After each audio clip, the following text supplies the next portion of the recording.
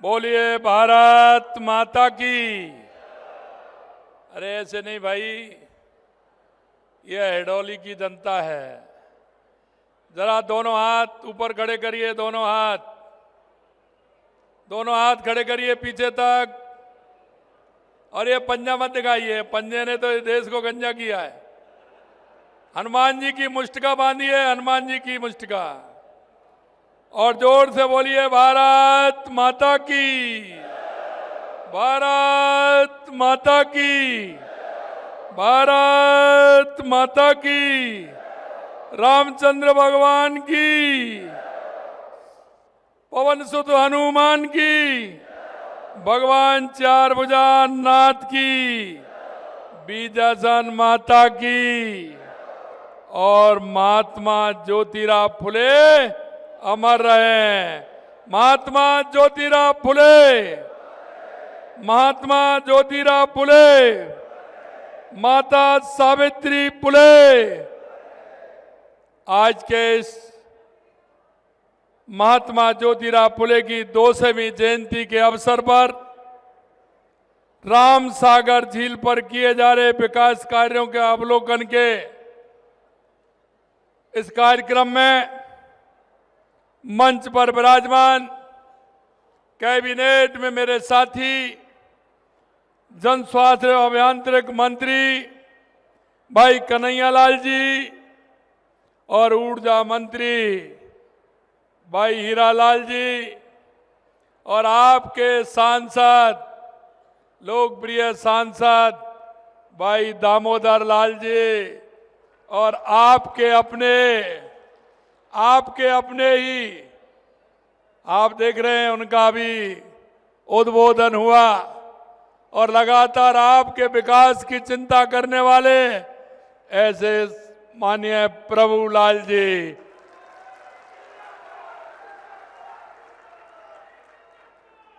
आज तो हिंडौली में लाल ही लाल है। मेरा भी सौभाग्य है कि मैं आज रामसागर झील को मैंने देखा है।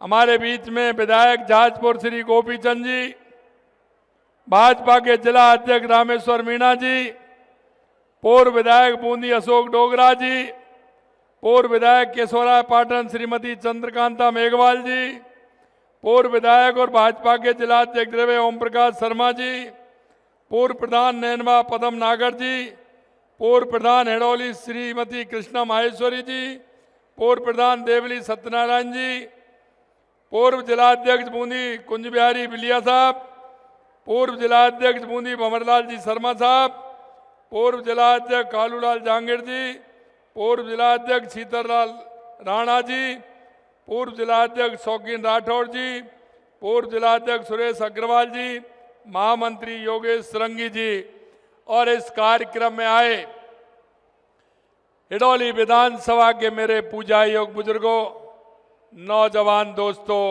और मेरी माता बहनों, सबसे पहले तो मैं आपका वंदन करता हूं, अभिनंदन करता हूं। आप सभी को मैं प्रणाम करता हूं। आज का ये दिन बहुत ही उत्तम दिन है, क्योंकि आज महात्मा ज्योतिराव फुले जी की 200वीं जयंती है। महात्मा ज्योतिराव फुले जी ने इस देश के लिए, भारत माता के लिए, राष्ट्र के लिए अपने आप को समर्पित कर दिया। उन्होंने समानता के भाव को लेकर के पूरे राष्ट्र के अंदर काम किया।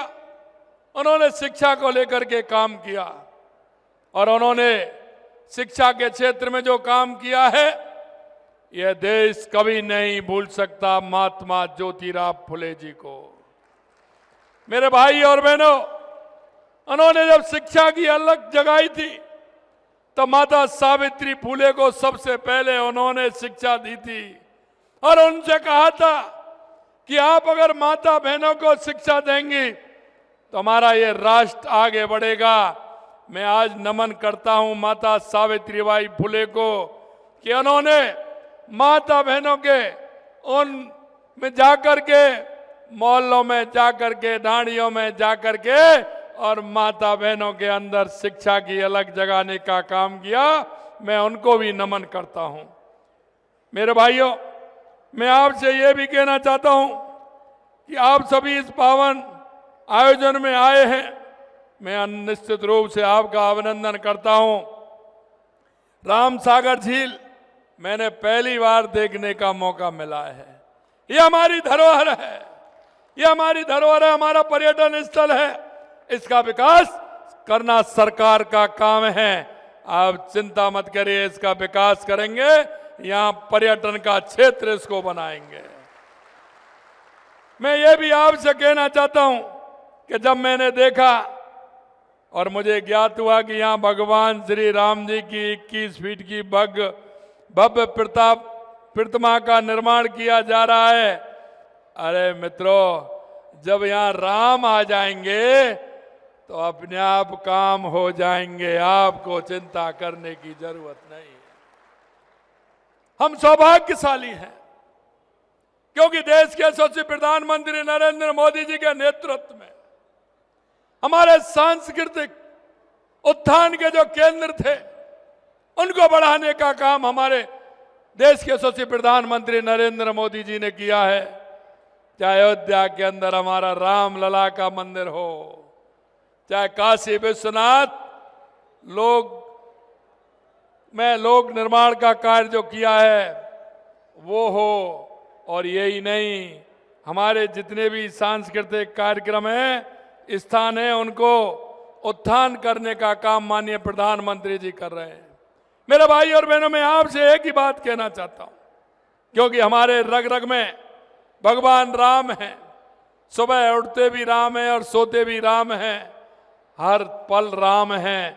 और हम जब राम का नाम लेते हैं और जब मन में राम आते हैं तो सारी बाधाएं दूर हो जाती हैं। ये से राम है।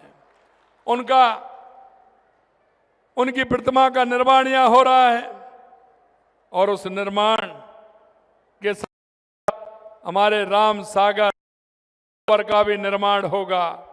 मित्रों, इस राम सागर झील का पर्यटन विकास कार्य के द्वितीय चरण की आज मैं घोषणा करता हूं कि द्वितीय चरण का कार्य भी इसमें किया जाएगा। इसको कैसे हम पर्यटन स्थल बना सकते हैं, उसमें हमारी सरकार काम करेगी।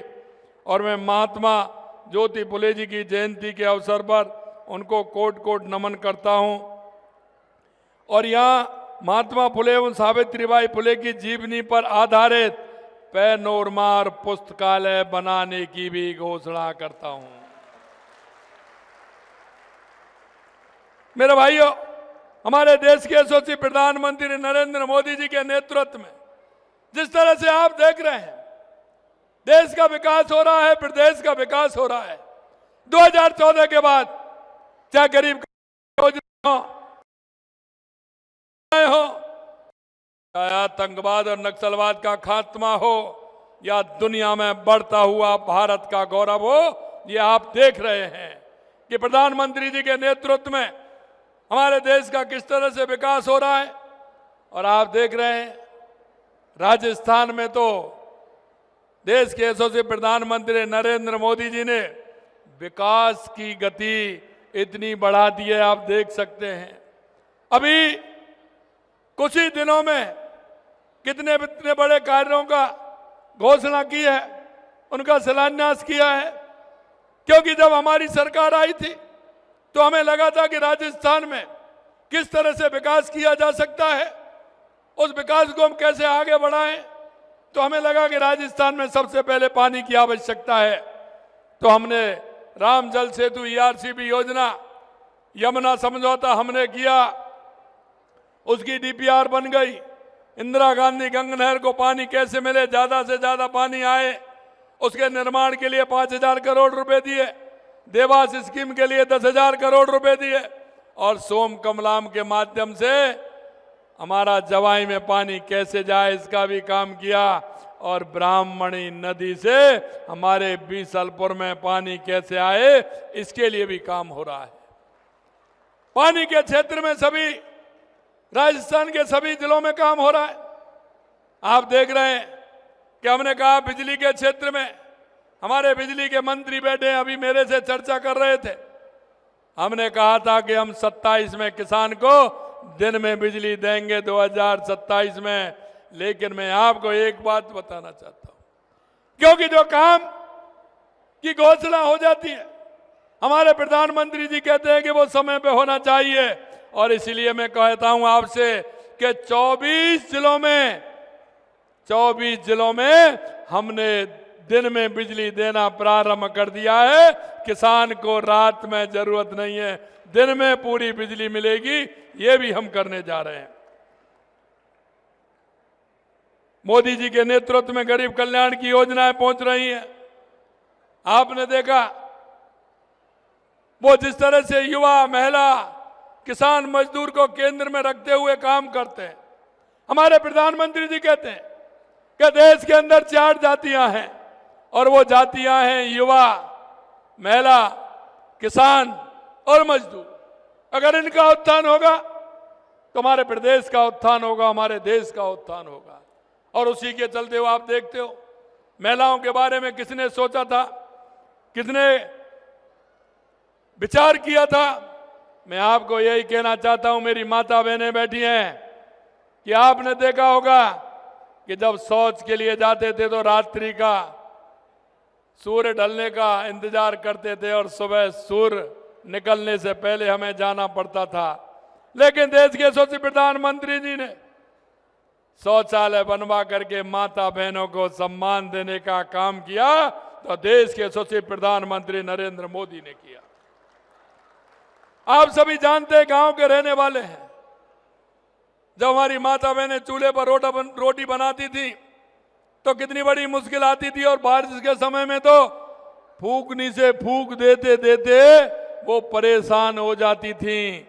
अगर उसके लिए भी उज्ज्वला गैस को दे करके हमारी माता बहनों को सम्मान देने का काम किया, तो देश के यशस्वी प्रधानमंत्री नरेंद्र मोदी जी ने किया।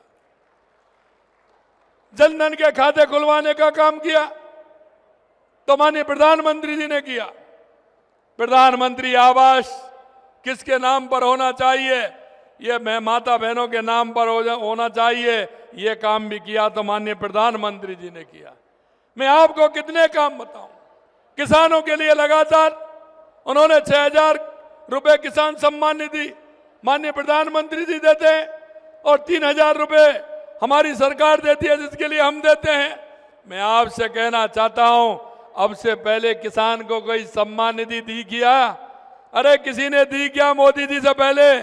मेरे भाइयों, मैं यही कहना चाहता हूं, किसान और मजदूर की वो ही सुन सकता है, वो समझ सकता है।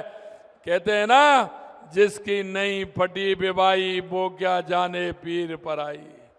क्योंकि माननीय प्रधानमंत्री जी जहां से चल करके आए, एक गरीब परिवार से निकल करके आए, एक चाय बेचते हुए वो प्रधानमंत्री बने। उन्होंने जनता की तकलीफ को जानते हैं, उनकी समस्याओं को जानते हैं, इसलिए उन्होंने लगातार गरीब और किसान के लिए, माता बहनों के लिए लगातार काम कर रहे हैं।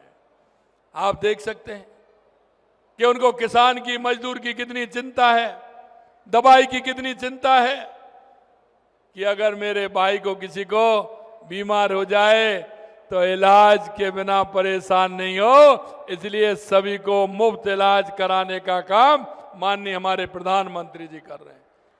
मैं आपसे यही कहना चाहता हूं मेरे भाइयों, कि लगातार जिस तरह से हमारी सरकार काम कर रही है, और आप देख रहे हैं अर्थव्यवस्था की अगर हम बात करें तो 2014 से पहले हमारा देश 11वें स्थान पर था। आज हम मोदी जी के नेतृत्व में 4थे स्थान पर आ गए हैं, 4थे स्थान पर आ गए हैं।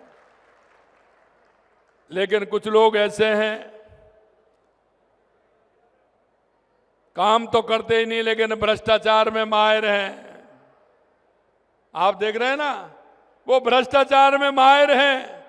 मैं आपको ये भी कहना चाहता हूं, जिन्होंने भ्रष्टाचार किया है उनको किसी भी कीमत पर छोड़ने वाले नहीं है, छोड़ने वाले नहीं।